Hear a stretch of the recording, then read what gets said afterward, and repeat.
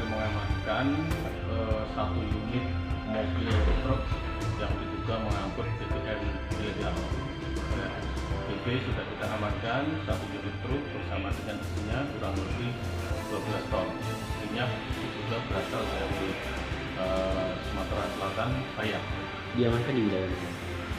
Kita amankan di Jalan Jaluku, Jalan Lintas Sumatera, Desa Mendalu Darat, Jaluku, Kabupaten Muara Jambi.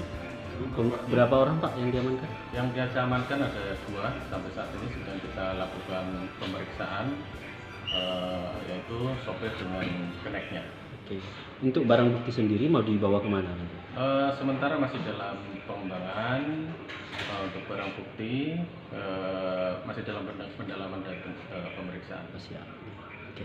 Ya, Ya. baik, itu aja. Nah, berapa Pak? Terhadap para pelaku kita kenakan pasal 54 Undang-Undang Nomor 22 Tahun 2011 tentang minyak dan gas bumi dengan ancaman 6 tahun.